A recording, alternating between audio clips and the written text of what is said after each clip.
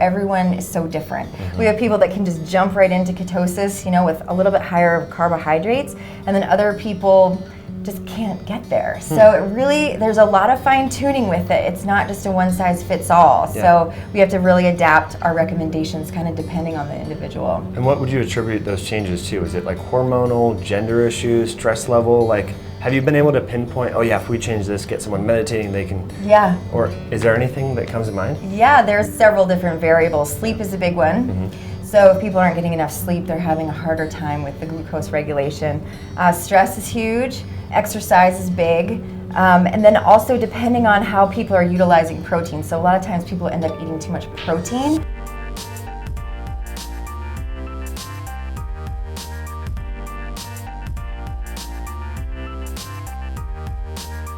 Hey friends, it's Mike Meltzer with High Intensity Health. Thanks for tuning back into another video. Today we're going to talk about the links between nutrition and cancer with Jess Kelley. She is a program director for the I'm going to botch this out. That's okay. For the Oncology Nutritional Therapy Board Certification. Program. Program. And the co-author of the Metabolic Therapies for Cancer. Metabolic Approach to Cancer. I told you. I know, it's a total tongue twister. I know, I get it. Let's talk about the links between nutrition and cancer. A lot of people think that cancer is a kind of a genomic disease where you passed on some bad genes and then you get this disease, but we now know that a very small percentage of cancers are really just like heritable, right? It's all this environmental influence. Exactly. So what the research is telling us is that approximately 5 to 10% of all cancers are caused by genetics, and the rest is really rooted in diet and lifestyle. So to say that another way, approximately 95% of all cancers can be prevented and even managed and mitigated through nutrition and lifestyle. Yeah. Pretty important. Very important. Yeah. So how'd you get into all this?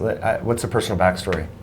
Well, I've been practicing nutrition for several years, and I connected with Naisha, who I co-wrote the book with, and just started getting into oncology. And because it's such a specialized area, I found that I couldn't do general nutrition anymore. It was too much to switch gears. There's too much to know about certain treatments and certain cancers and all the emerging research. So I just really wanted to specialize. And so that's sort of how I got started into oncology nutrition. Yeah, and what's really interesting, well, not interesting, but sad, I should say, about traditional oncology is nutrition is like an afterthought. It doesn't really influence chemotherapy, radiation. Oh, you can just eat whatever you want, right? Standard recommendations if you're going through chemo is things like angel food cake or ice cream or cookies. And all the nutrition advice some people get is like, just don't lose weight. Eat all the calories you want. But what we're learning is that's actually the exact opposite of what you want to do. Right. And so what we want to do, I'm inferring from that, is more of a low-carb ketogenic style approach. Has that been the foundation? Right, exactly. So what we know about cancer, one of the hallmarks is the Warburg effect, that cancer cells consume glucose at a rate much faster than healthy cells. That's why PET scans work. So by eating glucose, you're just furthering the process, whereas if you restrict carbohydrates and get into ketosis, it's a really powerful therapeutic diet, and we've had amazing results with our clients over the years. And also what's emerging in all the evidence, not only ketogenic diets but also fasting. So what the research is showing, with trials with these people who are fasting, we've done it in our clinic too, when they fast before chemotherapy, not only are they breezing through it without side effects. I mean, this is not everyone, but what we're seeing mostly is that people do better with the treatments and their outcome is also clinically better. So they're responding better to these treatments by either being in ketosis or fasting. Fantastic. Yeah, now, how really long exciting. are these fasts? Anywhere, they say the therapeutic zone is somewhere around 48 hours before, but it really depends on the person. Some people are up for 24 hours. I've had some people do 72 or more hours before, and then the day of chemotherapy, and then they kind of break their fast with fat, so they kind of keep that ketogenic ball rolling. Right, kind of kickstart that and things. Now, some people, are saying like it's okay to have bone broth on the fast or some MCT oils. How strict do you get with this for?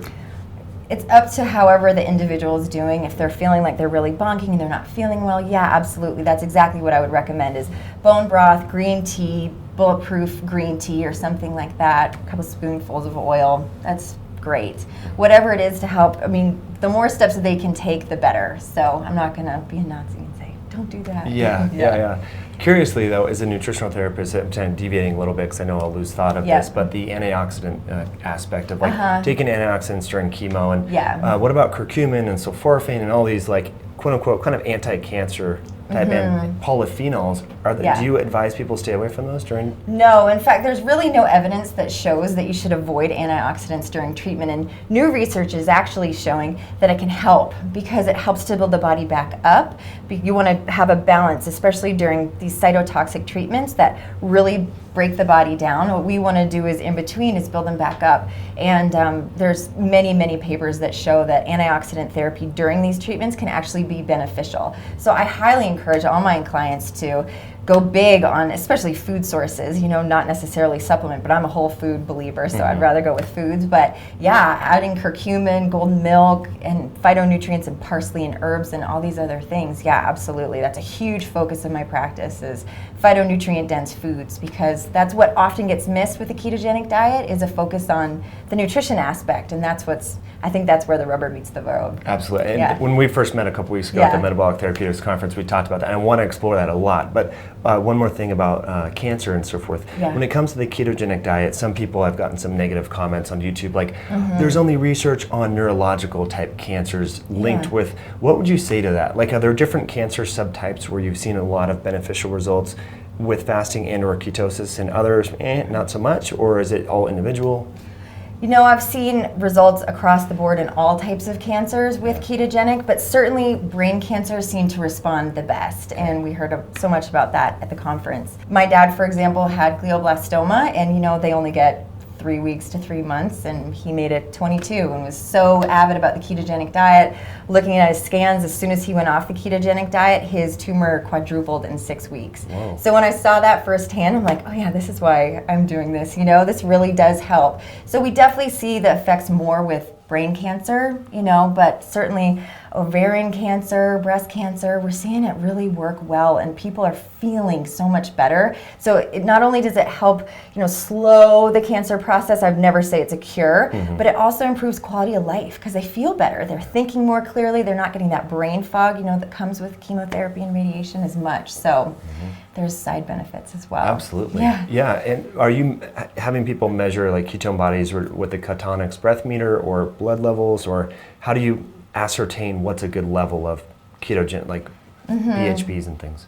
Yeah, so we have people start off doing urine just to get them started and get them going, and then we transition into blood so that they're looking at both glucose and ketones, and we're looking for that therapeutic range of glucose below 70 and then ketones 3 or above is where we want to get. But it's funny because everyone is so different. We have people that can just jump right into ketosis, with a little bit higher carbohydrates, and then other people just can't get there. So it really, there's a lot of fine tuning with it. It's not just a one size fits all. So we have to really adapt our recommendations kind of depending on the individual. And what would you attribute those changes to? Is it like hormonal, gender issues, stress level? Like, have you been able to pinpoint, oh yeah, if we change this, get someone meditating, they can... Yeah. Or is there anything that comes to mind? Yeah, there's several different variables. Sleep is a big one. So if people aren't getting enough sleep, they're having a harder time with the glucose regulation. Stress is huge. Exercise is big. And then also depending on how people are utilizing protein. So a lot of times people end up eating too much protein, especially eggs. I've found that eggs, because they're really high in glucogenic amino acids, people really tend to convert the amino acids in eggs into glucose. So we kind of have to scale back on their eggs and sort of fine tune stuff and get people to relax, which is hard because they have cancer and they're stressed. So there's a lot of different factors that we look at. I gotta say, I'm disappointed. I love eggs. I love eggs too, and they're not a problem for everybody, but for some people who just are having a hard time getting in, we sort of look at everything. We look at their diet, we look at their lifestyle, and just start ticking away at all the variables. So that's an interesting point. So it's the amino acids that are gluconeogenic in a sense. So they most favorably turn from the amino acids into sugar, which is not so good if you're trying to be ketogenic. Exactly. Yeah. So alternatives there. As a whole, obviously people jump to smoothies and things like that. Do you like people to eat like grass-fed meat, or then? Yeah, so when it comes to red meat, we run ferritin levels on people before I say, go ahead, red meat, because if people have high iron, that can really drive the cancer process. So again, red meat is a bio-individual, assessment. But if their ferritin levels look good and they seem to do well with it, then grass-fed, grass-finished Meat is awesome. Fish, I'm huge on fish. If they can get a quality source. Food quality is really important. So I think sometimes where the ketogenic diet just misses the boat is they're not really focusing on food quality, you know, it's just kind of hot dogs or processed foods, and I really encourage my clients to make sure that they're finding good sources, because then that's going to have added therapeutic benefit.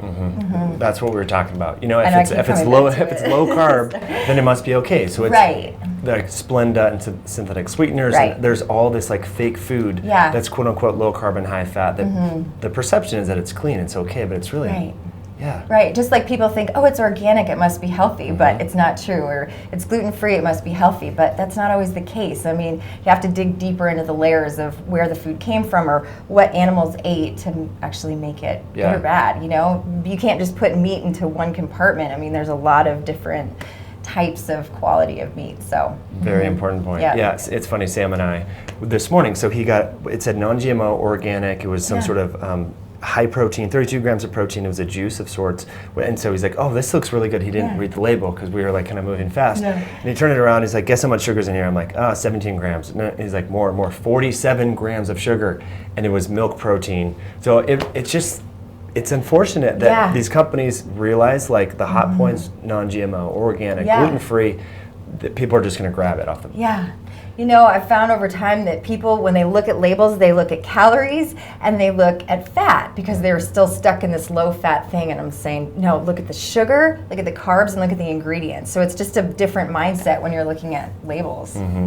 So what would you say to someone who's quote-unquote ketogenic, having like a lot of bacon, a lot of sausage, a lot of eggs, not much vegetables, so they're not getting the phytonutrients, microbiome health. What do you say to them, like to try and shift them to eat more vegetables? Because there is this concern that like, I don't want to have onions. Isn't that a vegetable? Isn't that a net carb? Right. What do you say to that? Right. Well, you know, and it's in our book too, but I designed a phytonutrient formula that has, so you can get 10 different vegetables a day and still keep your grams under 15 carbs. And that way because what happens with a ketogenic diet is, like we talked about, oxidative stress, especially if someone's in radiation or chemotherapy, you know, they're getting exposed to a lot of free radicals, and we want to neutralize those through phytonutrient-dense foods. So I really encourage people to look at things like fresh herbs, like basil, parsley, celery, cilantro, vegetables that have low carbs, and get them in there. To me, that's the most important part of a healthy ketogenic diet. So I really get concerned when people are just doing processed meats and fats and they're not getting in these phytonutrient dense vegetable sources. So it's a really big focus of our practice. That's fantastic. And so you don't really worry about those carbohydrates from that. I mean, I know I don't, but there is this perception. And my wife is one, you know, when she first started getting into the ketogenic thing, she was worried about onions and rosemary and the garlic. She was like, well, wait, those have carbs. I don't know if I should. I'm like, Deanna, no, look, come on. Like, this is getting crazy. And I realize that a lot of people fall into that and they become scared of vegetables. Exactly. They become obsessive about the carbs, and they're missing kind of the whole point of a ketogenic diet. It's a therapeutic diet, but you can also integrate these elements of these therapeutic diets. And if you just count your carbs and test your levels, I want to push people to have as many of these phytonutrient dense vegetable sources as possible, but still keep them in that ideal ketone range. I mean, that's the ultimate goal. Have as much garlic as you can. I mean, there's practically no carbs in it. So get as much of those in as possible. Super important point. So the goal for people is 10 different phytonutrients per day. Is that what I gathered from the book? Well, the American Cancer Society and everyone says that the key to a great anti-cancer diet is 10 different fruits and vegetables a day. Well, we can scrap the fruits, but it's really important to get variety for our microbes, for antioxidants. I mean, we have to get in as much variety as possible, and people get sort of myopic with, I only eat this one vegetable, and I really stress variety. So that's why I designed that formula, in order to just give people an idea, like, well, you can eat these 10 different vegetables in a day and keep your carbs under 15 grams. So it kind of broadens their horizons a little bit, because it can start to look pretty boring, the ketogenic diet. And I just can't see a healthy plate without some color on it, you know? Absolutely. So I love that. We talk about color a lot on the podcast, Jess. Oh, really? Yeah, we're speaking the same language. And I like to use a term, I know it's a little technical jargony, but dietary diversity. Yes. And how it's so key for microbiome diversity and things. So we're vibing on the same channel here, which is really cool. But you mentioned fruits. And so some people, like friends that are reasonably intelligent, and I tell them about the ketogenic diet, they're like, well, it seems so restrictive, like you're restricting all these fruits. And you know, I talk about like berries and small, dense, lower, what are acceptable fruits? And maybe even for like the low carb, like less than 15 grams per day, but even athletes and things, where do you find they want to stay ketotic? Well, I think it's important to remember that the only sugar sources that humans had for 2.6 million years ago until about 10,000 years ago is honey and berries, right? And that took a huge energy expenditure to gather and to, you know, find them. And so then we had sugarcane, which actually had baguettes, which is a fiber that's been shown to help improve the microbiome. And now we have all these fruits. We have bananas that we can have in Ontario in the middle of winter. It just doesn't make sense. I'm really big on tuning your diet also to your environment, because it just makes sense that we should be eating to our environment. When it comes to fruit, for some reason, we've gotten so ingrained that orange juice and bananas are a great healthy diet because we hear the 5 fruits and vegetables a day. It's fruits instead of fruits first, then vegetables. And what I tell people is that, you know, we're going to get more phytonutrients in berries, elderberries. I wish they had them in grocery stores because they're so easy to grow, and black raspberries and blueberries and all those, because a banana, you're going to get some nutrients, but you're just going to get a bigger array of micronutrients and phytonutrients from berries. So and more fiber. So I'm a big fan of berries, and that's where I point people towards. And most people are really happy to have blackberries and all that. Certainly, if people are athletes, it's an adaptation. It's sort of how they feel and what they're doing when they're in recovery, so post-workout, because they generate so much oxidative stress from exercise. That's when I say, hey, that's a great time for more berries and that kind of carbohydrate source, because it's going to help them with recovery. So that's really time to go a little bit bigger on your carbs as with recovery. Right, post-workout. Because being in Durango, you probably work with a lot of athletes. I know it's a big cycling community and so forth. Yeah. Okay, so here's a good, as we film this towards the end of February, there's not berries grown in Colorado. So what do you, as a practitioner, you're ketotic and so forth, what do you eat for fruit? Or are you kind of avoiding fruit at this time? Or? You know, I definitely eat my share of berries. Yeah, frozen, right? Frozen and sometimes fresh. It's what I try to get my daughter to focus on for fruit is berries, so we have them in the house and she loves them, as opposed to bananas and oranges and some of those higher glycemic fruits, you know, in the winter. Because when you think about seasonally, wintertime is a great time to be in ketosis. I mean, it makes sense. It's summertime, there's more produce available, it's growing, the day is longer, we have more time to process that glucose. So I see diets as sort of cyclical. It's not one size fits all the time. So in the winter we definitely do way less fruit than we do in the summer. Interesting. Yeah. Okay, so you'll stay in ketosis in the summer, but you'll let your fruit consumption increase a little bit. Yeah. And it makes sense. You're adapting to your environment like an ancestral human. Seasonal, exactly. Right. I love that approach. Yeah. Really fantastic. So what about like for kids starting like my daughter, she's in ketosis most of the time, but we'll have half a banana periodically or something like that, right? Yeah. Is there a too early of an age to start like really cutting out the carbs in kids? I get this question all the time. It's such a misconception. We think that kids need carbs. I hear it all the time. Like, my child's growing, their brain, it needs this glucose, and it's a mistake. It's not true. So we have essential fatty acids that are required by the body. We have essential amino acids. We have no required carbohydrates, right? And I think that that's a point that people miss. We actually don't require any of these carbohydrates for homeostasis. And so no, kids do not need extra grains and they don't need extra carbs. I mean, they needed just as much as our ancestors would have, but they don't need more because they're growing kids. And in fact, kids do a lot better, and I see them thrive a lot more when they're on high-fat diets. And so, I mean, my daughter is twice the size of kids her age. She's just really healthy and really vital. And I mean, who knows, I'm not going to say for sure it's the diet that we follow, but I think it has a lot to do with it. And it's just a misconception that kids need extra carbs because they're growing. Yeah. So I'm glad you articulated it that way. And there is a subjective difference qualitatively, and I'd say in behavior in kids that eat a lot of real food and lower carb food versus the high carb eaters. Hair quality, skin color, complexion, eye contact. There's a lot of those small little subtle cues. Yeah, and I also noticed that kids who eat more high carb foods are pickier eaters. Yes. Yeah, they're really kind of I do noodles and I do cheese. Macaroni. You know, yeah. I mean, my daughter will eat, artichoke hearts and all this array of vegetables, and other kids come over for dinner and put that out there, and I they're don't like, that. I don't like it. So they're I just noticed that pickiness that comes, with different diets. So. Which is really unfortunate. How do you retrain the palate? Maybe they, on their own volition, later in life will do it? I don't know. They say that you have to get kids exposed to something 12 times in order for them to get a taste of it. So if you don't put it on their plate, how are they going to try it, right? So you just keep putting it on their plate. I mean, my daughter will say, I don't like avocados, and then 2 weeks later, she loves them. So we just keep putting stuff on her plate, and they go through cycles. And they go through cycles where they're really hungry and they want to eat a lot, and cycles when they don't. What's interesting is that research paper that just came out that showed that fasting is inhibiting certain kinds of leukemia in kids. And it's cool because kids naturally, maybe you noticed this with yours, but there's times where they don't want to eat. And the most important thing is not to force them. And we've kind of ingrained in our society, like, you got to eat, you got to eat. You got to eat. And that psychologically for kids, I think, is kind of propelling this overeating, this obesity epidemic. So I never force my daughter to eat if she's not hungry. That is such my wife and I just had this conversation because our daughter sometimes, like, she'll run around all day and then have no appetite for dinner. And we're like, we put food out and whatever, but she's just doesn't even care for it. It's like, well, she's in ketosis, whatever, it's all good. I mean, if she was hungry, she would eat. Yeah, that's the thing. They will listen to their own bodies, exactly. Yeah. Here we go, going against our intuition and like, 3 squares a day, you have to do it. And, that's such a modern thing, right? Yeah, really interesting.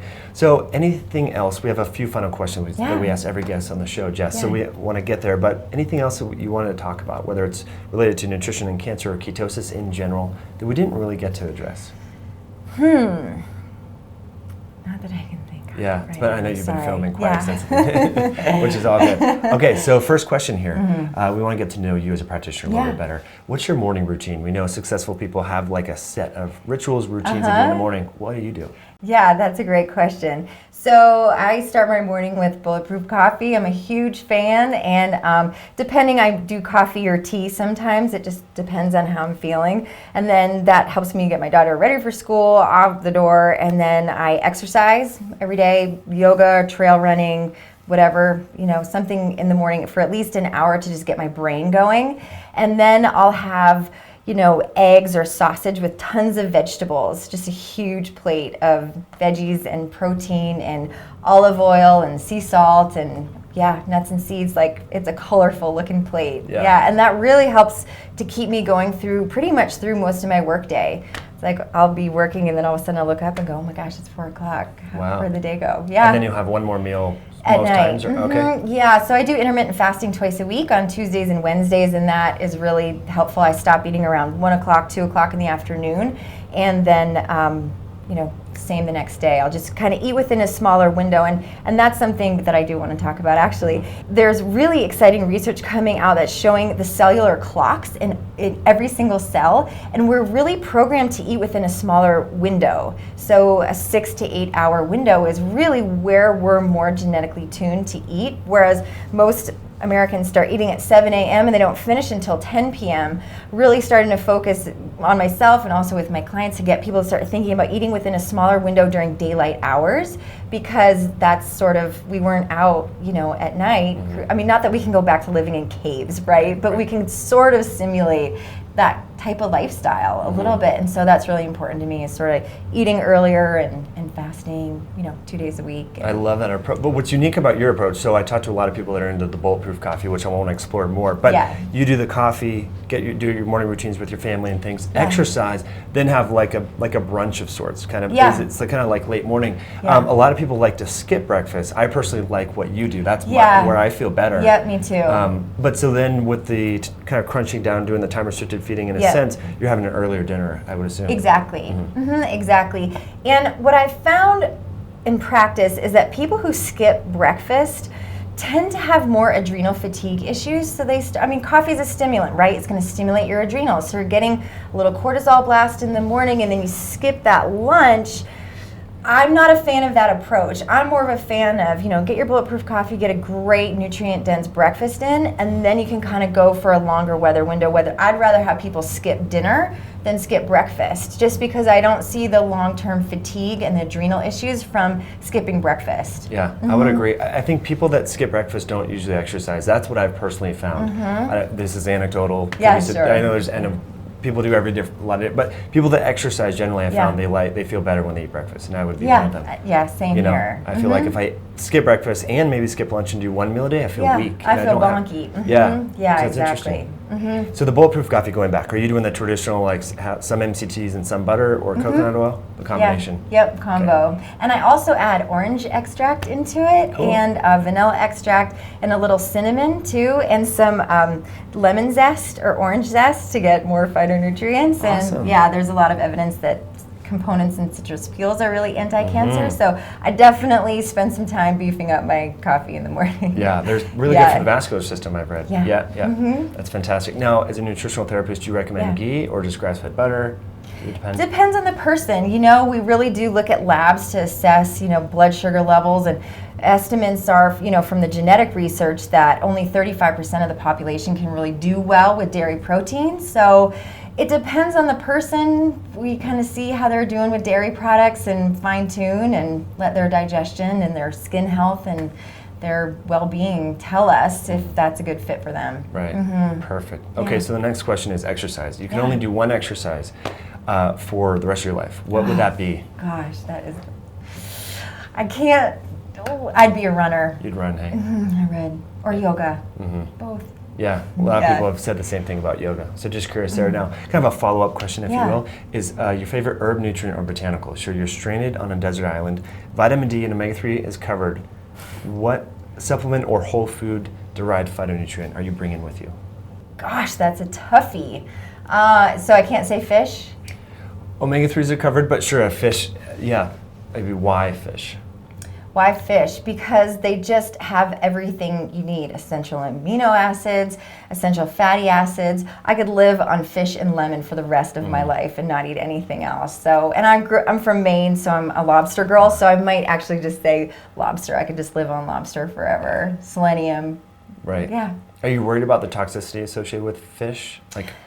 No, I'm not, because fish is inherently high in selenium, which actually has a binding affinity for mercury. So I'm not the bigger fishes, I'm not eating tuna 3 times a week, but some of the smaller fishes from, clean waters, I'm not worried about. Okay. Yeah. So the final question here, kind of the backstory on this question is, we want to know what you find to be your most important health or lifestyle tip when it comes to improving the health of communities and societies. So if you were to meet a politician of sorts, maybe it's the governor of Colorado, the president of the U.S., or a politician, what would you want to share with them in maybe a short elevator ride to kind of influence them to make some policy around some nutrition or lifestyle related? Yeah, that's a great question. And I think the biggest thing that comes to my mind right off the bat is helping to cultivate food security and small farms so that people actually start to get connected to their food sources. If all the grocery stores close tomorrow, where would we get our food?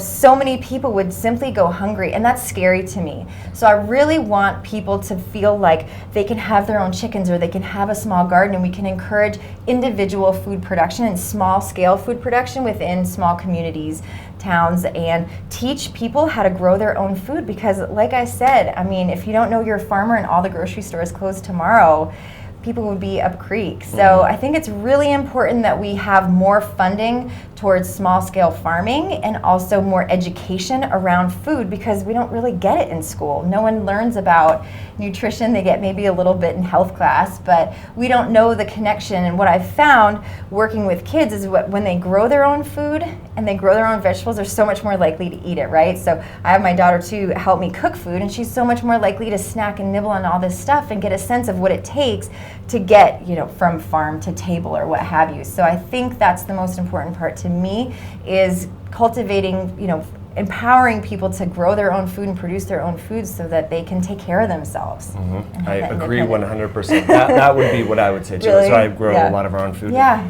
The couple things to follow up on that I think are really unique is the quality of organic food that you grow yourself is even far superior than what you buy at the grocery store. Oh, yeah. So that to me was like when I first saw that, I'm like, wait, this kale looks so much more deep in color and it tastes different from the organic kale I've been buying from my local co-op. So a lot of people wouldn't think that. Like, oh, organic kale is organic kale. It's like, no, there's a subjective, there's a qualitative difference there. One of my favorite books is Eating on the Wild Side. Okay, heard of that. Josh Cotalis likes that book. Yeah, it's fantastic. So she details how rapidly phytonutrients are lost once a vegetable is picked. I mean, kale can lose, I'm not going to get exactly right, but something like 50% of its nutrient value within a couple days. Yeah, so it's a big deal. I mean, there's a lot to be said about fresh food that comes right out of the garden. I mean, the more something gets exposed to oxygen and gets oxidized, loses its nutrients. So it's a huge point when it comes to nutrition is, eating local. There's a very important nutrition reason behind it. Right. So better for the environment, better for your health, better for societies. Exactly. It's really important. Yeah. So Jess, you're working on this eCourse, okay, for students and so forth. Let's talk about that. Yeah, so I've been practicing oncology nutrition for several years, and I started looking around going, well, I really want to get specialized in this. I want to further my education. I'm starting my PhD, but at the time, I really wanted to get going on oncology nutrition therapy, and there's not a program that exists unless you're a registered dietitian and you have 1,000 hours of working in a hospital, and then you can take a board exam. So it actually didn't teach therapeutic nutrition. So I developed this course with the help of our board members, which consists of MDs and naturopathic oncologists, in order to provide information around how to do therapeutic nutrition for cancer prevention and also management. So it's really exciting because we can actually make a difference for a lot of people and help to prevent it from happening in the first place. Yeah. Really important. So I'll put a link below this video, guys, if you want to learn more about that. But is there a URL, a website where people can learn more now? Yeah, it's ntischool.com/oncology. Fantastic. Yep. Cool. And then your book's coming out in May. Yes. Okay. So let's talk about where people can learn more about that. Great. So we have a Facebook page. We have my website, Remission Nutrition, Dr. Naish's website, optimalterrainconsulting.com. We have links to the book and descriptions on there. So the Metabolic Approach to Cancer, we're really excited about it. Chelsea Green Publishing has been great. They're really into sustainable agriculture publications, and so they're branching into health, and we're so excited to be working with them. Fantastic. Yeah. It's already available for pre-order on Amazon. Yes, it is. Yeah, I did see that. So order now. I'm looking forward to getting it. So Jess, thanks so much for coming on the show. I really enjoyed chatting with you. Thank you so much. You too. A lot of fun. Thank you. So guys, if you enjoyed this video, please give it a thumbs up and subscribe to the channel, and I'll put all the links to notes that we talked about and the course that Jess is working on in the new book in the description below. So thanks for tuning in.